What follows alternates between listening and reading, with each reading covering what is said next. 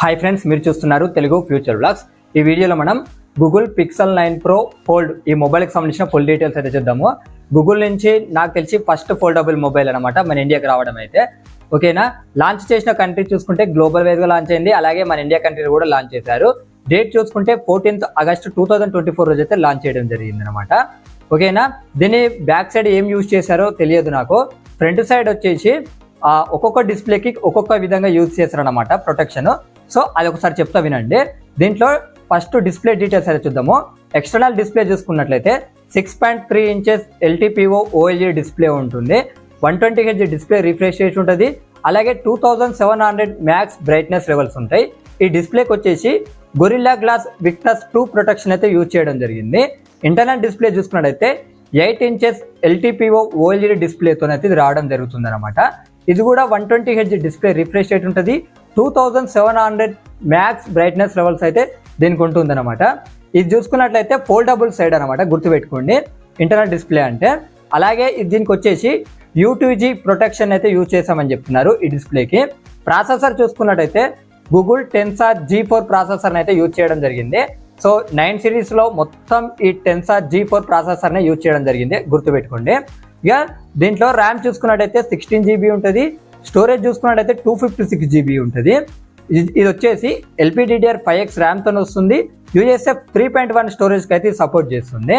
Battery చూసుకున్నట్టయితే 4650 mAh battery ఉంటుంది. 27 watts wired ఛార్జింగ్కి, 15 watts వైర్లెస్ ఛార్జింగ్ అయితే ఇది సపోర్ట్ చేస్తుంది. ఇక ఫ్రంట్ కెమెరా చూసుకున్నట్లయితే ఎక్స్టర్నల్ కెమెరా చూసుకున్నట్టయితే 10.5 మెగాపిక్సెల్ ఉంటుంది. ఇంటర్నల్ కెమెరా చూసుకున్నా కూడా 10.5 మెగాపిక్సెల్ ఉంటుంది, గుర్తుపెట్టుకోండి. ఈ రెండు వచ్చేసి ఫ్రంట్ కెమెరాస్ అనమాట. ఇక బ్యాక్ కెమెరా చూసుకున్నట్టయితే ట్రిపుల్ కెమెరా సెటప్ ఉంటుంది. 48 మెగాపిక్సెల్ మెయిన్ కెమెరా ఉంటుంది విత్ OIS తో వస్తుంది. సోనీ IMX 787 సెన్సార్ అయితే యూజ్ చేయడం జరిగింది. 10.5 మెగాపిక్సెల్ ఉంటుంది. ఇది వచ్చేసి Samsung sensor, ultra wide angle lens కి అలాగే మైక్రోగా అయితే ఇది యూజ్ అవుతుంది అనమాట. ఇంకోటి 10.8 మెగాపిక్సెల్ ఉంటుంది. ఇది కూడా విత్ OIS తో వస్తుంది. టెలిఫోటో, ఇది కూడా Samsung sensor, periscopic lens, 5x optical zoom చేయొచ్చు. ఈ మొబైల్కి అడిషనల్ ఫీచర్ చూసుకున్నట్లయితే ఇది వచ్చేసి సైడ్ మౌంటెడ్ ఫింగర్ ప్రింట్ సెన్సార్తో వస్తుంది. అలాగే టైటాన్ M2 సెక్యూరిటీ చిప్ అయితే ఉంటుంది.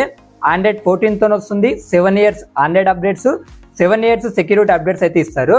Wi-Fi 7కి సపోర్ట్ చేస్తుంది. Bluetooth 5.3కి సపోర్ట్ చేస్తుంది. NFC సపోర్ట్ ఉంది. USB Type-C తో వస్తుంది. 3.2 స్టోరేజ్కి అయితే సపోర్ట్ చేస్తుంది అనమాట. డ్యూయల్ స్టీరియో స్పీకర్స్ ఉన్నాయి.